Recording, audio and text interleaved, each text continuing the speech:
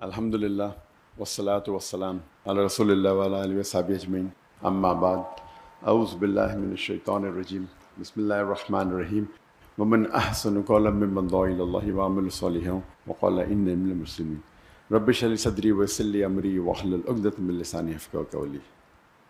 میرے محترم مشائخ، میرے محترم بزرگوں اور میرے بھائیوں، السلام علیکم ورحمۃ اللہ وبرکاتہ۔ مجھے بے حد خوشی ہو رہی ہے کہ 33 سال بعد میں نہ ہی پاکستان میں واپس آیا ہوں، خصوصاً لاہور میں، اور وہ بھی قرآن اکیڈمی میں پھر سے 33 سال بعد میں نے قدم رکھا ہوں۔ ماشاءاللہ مجھے کافی ماشاءاللہ بے حد خوشی محسوس ہو رہی ہے، لیکن ساتھ ساتھ ڈاکٹر اسرار احمد صاحب رحمہ اللہ کمی بھی محسوس ہو رہی ہے۔ اور اکثر جب میں پاکستانیوں سے ملاقات کرتا ہوں تو وہ اکثر کہتے ہیں کہ جب ڈاکٹر اسرار احمد صاحب زندہ تھے تو ہم نے ان کی اتنی قدر نہیں کی جتنے کرنا چاہیے، لیکن ابھی جو وہ کہتے ہیں تقریر میں، ابھی ہمیں احساس ہوتا ہے۔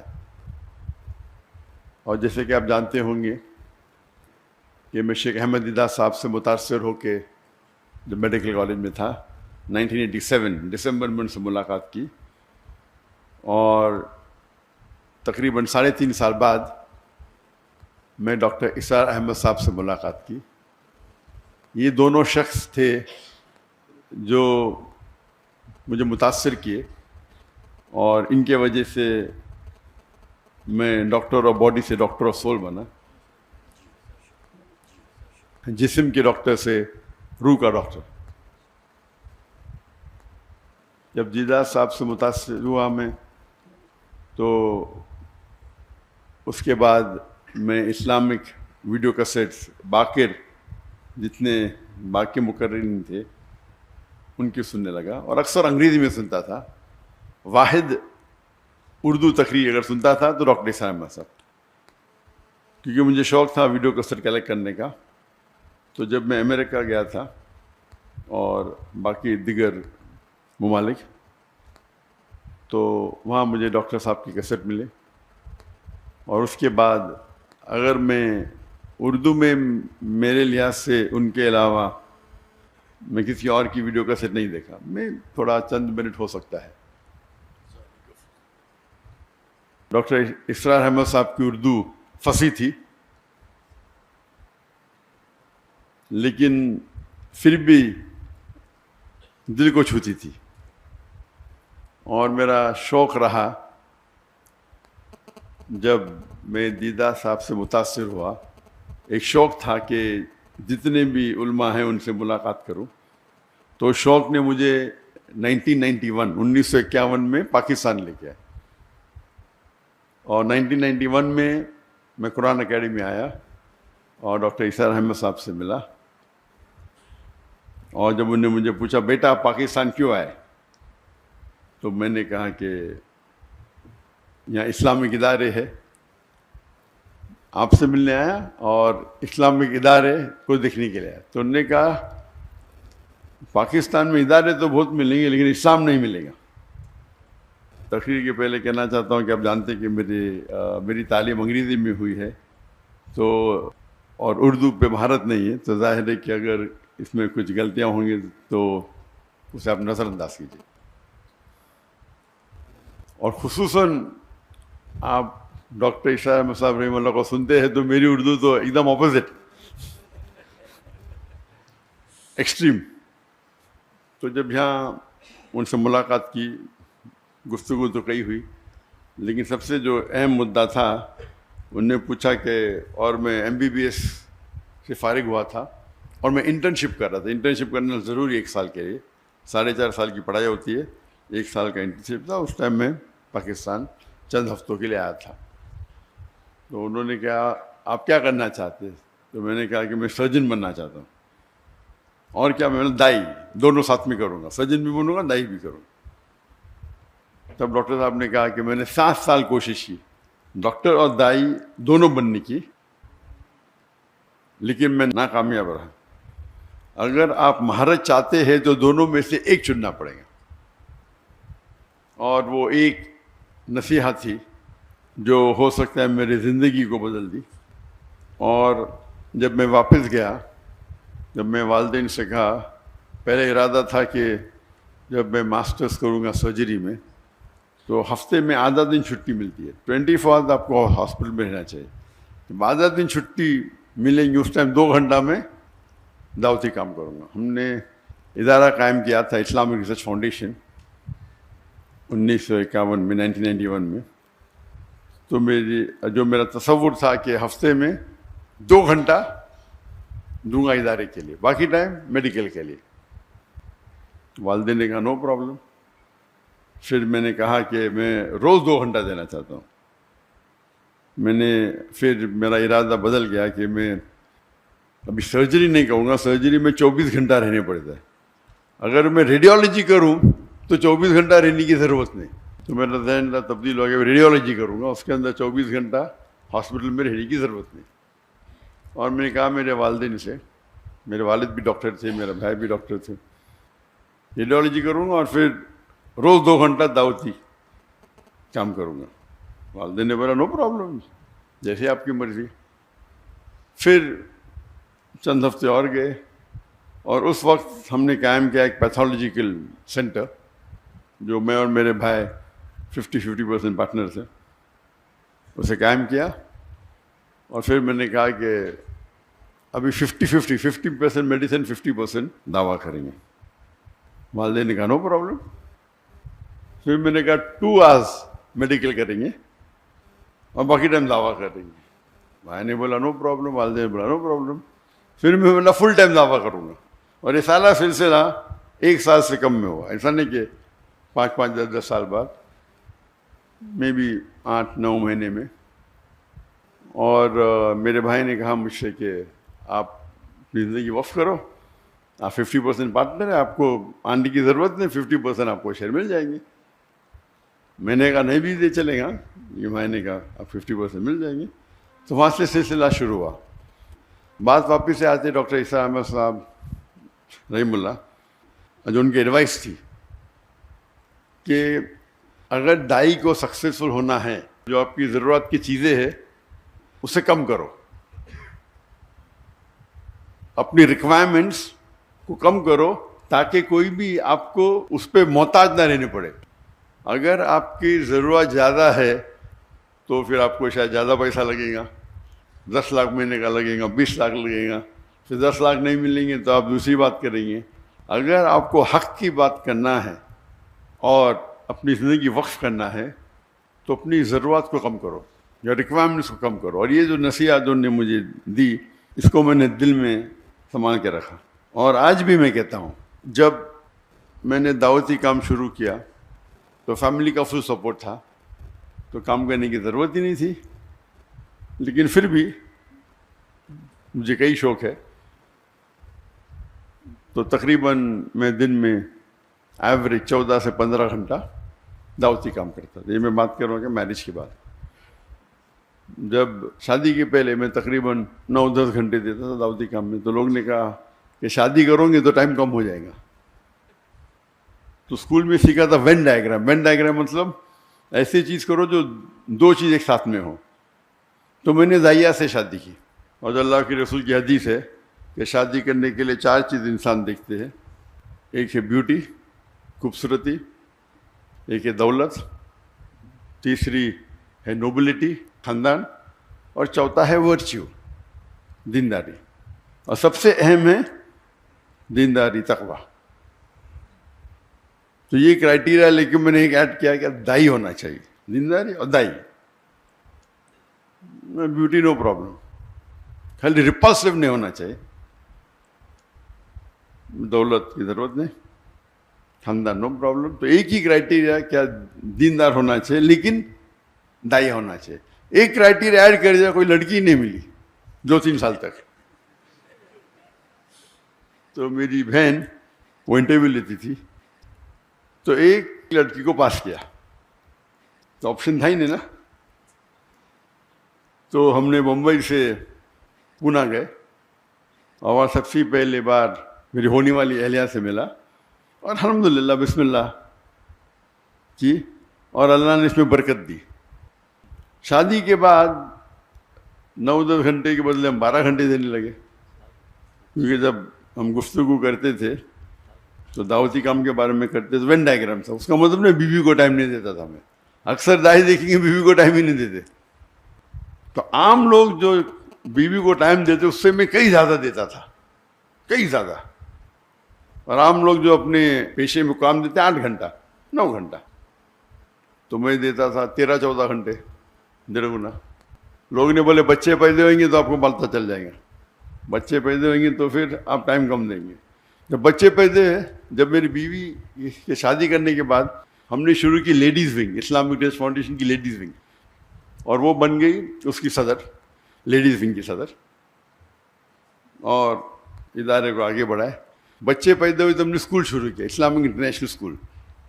تو اسکول کے اندر میری اہلیہ پرنسپل تھی، میرے بچے تھے، تو 3 in 1 وین ڈائیگرام میں 3 سرکل، بیچ میں تینوں کو ٹائم دے رہے، اور ساتھ میں اوپر اللہ ہے، اللہ سینٹرڈ. تو مین تو اللہ سینٹرڈ ہے. پھر میں ماشاءاللہ 15 گھنٹے دینے لگا. ہم جب جاتے ہیں کبھی ابھی دعوتی پروگرام پہ، ابھی تو میرے بچوں کی شادی ہو گئی، لیکن اس کے پہلے جب جاتے تھے 5 جاتے تھے، میں اور میرا بیٹا عام پبلک میں خطاب کرتے، میری اہلیہ اور میرے دونوں بیٹیاں کرتے تھے، خصوصاً خواتین میں. تو پروگرام ہوتا تھا سپوز 2 ہفتے کا، تو 10 دن یا 9 دن ہم خطاب کرے، پھر 2-3 دن we used to even enjoy, سیر کرتے تھے، سائٹ سینگ کرتے تھے. تو یہ 3 in 1 4 in 1 تھا. اللہ کی دعوت بھی دیتے تھے، اور سال میں تقریباً منیمم 2 بار تو انڈیا میں گھومتے تھے اور 2 بار آؤٹ سائڈ انڈیا، منیمم تھا. یہ اکثر 3 بار ہوتا تھا، اس میں سے 3 بار میں سے 2 بار تو مکہ ہوتا تھا. تو اگر ہم اللہ کی راہ میں نکلنا چاہتے تو ضروری ہے کیا ہے، جو آپ کا ہم سفر، آپ کا ساتھی، آپ کی اہلیہ جو آپ چنتے ہیں، اس کا نظر سیم رہا تو انشاءاللہ آپ کو مقبلیں زیادہ ملیں گی اور وہ آپ کو ساتھ دیں گی. اور اس ٹرپ میں بھی وہ ساتھ میں آنے والی تھی، لیکن کیونکہ میری بیٹی کو کچھ 1 ہفتہ پہلے، بالکل 1 ہفتہ پہلے، 1 دن کم، 15 سپٹمبر کو بیٹا ہوا، تو اسی لیے میری اور کی طبیعت ذرا خراب ہو گئی، تو میری اہلیہ رک گئی، اور وہ انشاءاللہ آج رات کو آنے والی ہے. تو ان کے بھی پروگرام ہونے والے تھے کراچی میں، لیکن اس کو پوسٹپون کیا. جی ہاں، الحمدللہ. تو کہنے کی بات ہے کہ ڈاکٹر عیسیٰ احمد صاحب رحم اللہ کہتے تھے کہ اپنی ضرورت کو کم کرو. تو آج کی تاریخ میں میں ہمیشہ کہتا ہوں کہ میری اور میری اہلیہ کا ریکوائرمنٹ صرف $500 ہے مہینے کا، بس. میں نے آپ کے اس میں تقریباً 1,30,000 ہے، کچھ ہوگا، 1 لاکھ بکس آنا تھا، پاکستانی 1 لاکھ کم ہے. اور یہ میرے اور میری اہلیہ کے بارے. وہ الگ بات ہے کہ دعوتی کام میں جب ٹریول کرتے میں خود پیسہ بھرتا ہوں، اس کے اندر خرچے اور ہوتے ہیں، لیکن خصوصاً پرسنل لائف کے لیے $500 کافی ہے. اللہ نے نوازا کہ میں تجارت کرنے لگا. مہینے میں تقریباً 2 یا 3 دن مطلب ایوری آلٹرنیٹ ڈے 1 گھنٹہ 2 گھنٹہ. بزنس کرنا بھی ماشاءاللہ اللہ کے رسول کی سنت ہے، اور اللہ نے بہت نوازا. فیملی کی طرف سے سپورٹ تھا. میں نے میرے والدہ سے 15 لاکھ روپے لی پاکستانی، اس ٹائم 1:1.5 تھا، تو ہو سکتا ہے 20 لاکھ 22 لاکھ پاکستانی روپے اس ٹائم لی، اور 8 مہینے میں واپس کر دی. پہلے مہینے میں ماشاءاللہ 250% پروفٹ.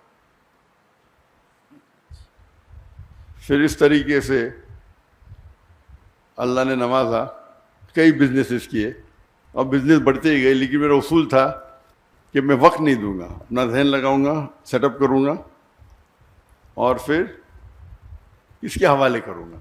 اور یہ حوالے کرنے کی وجہ سے کئی لوگ نے مجھے دھوکہ بھی دیا.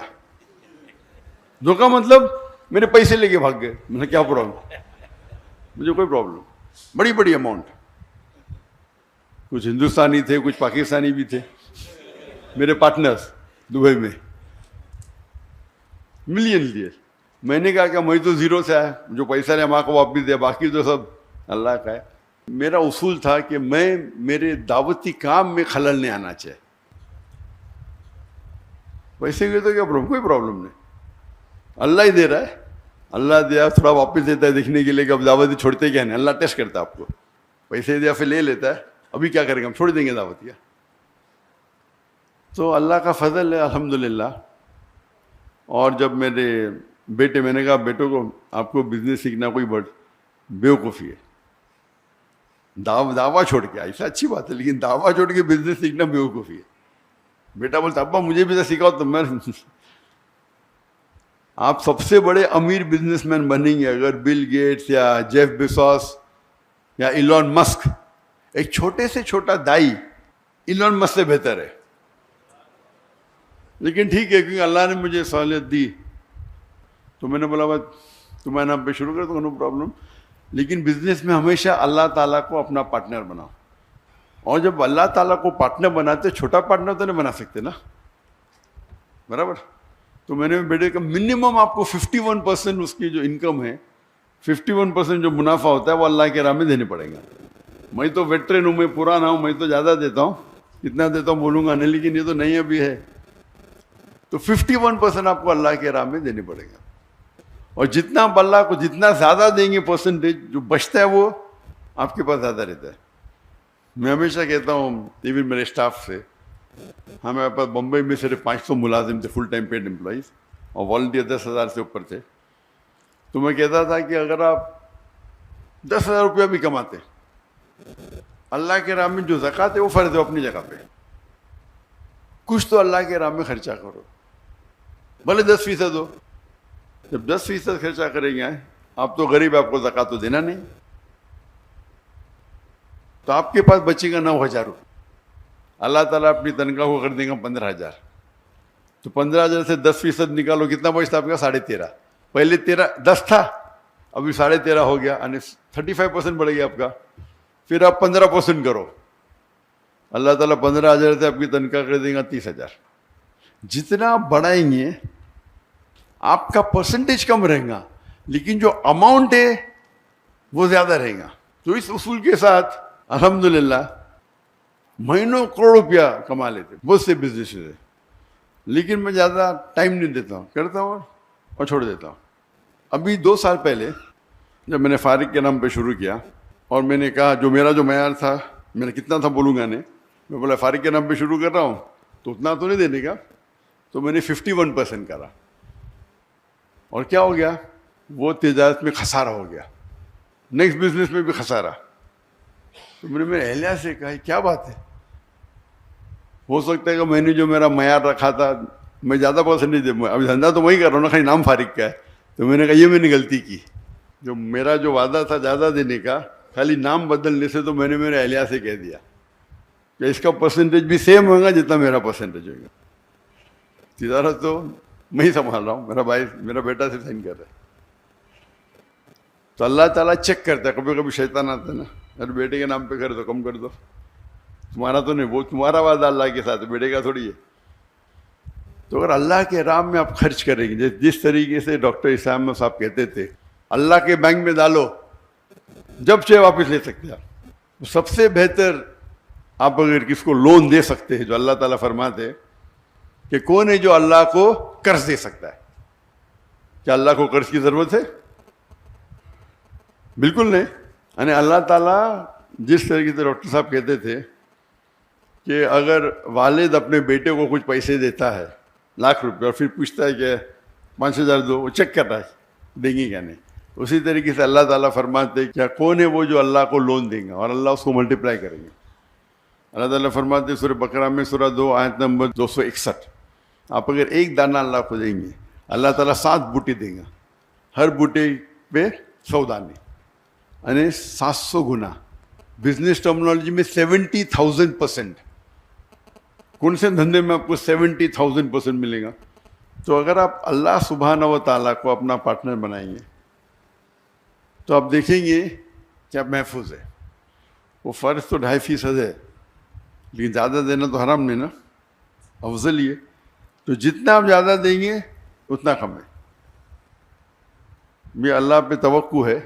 اور الحمدللہ جیسے میں جب ڈاکٹر صاحب سے ملا، میں نے شروع میں سوچا تھا کہ میڈیکل ڈاکٹر سب سے بہترین پروفیشن ہے.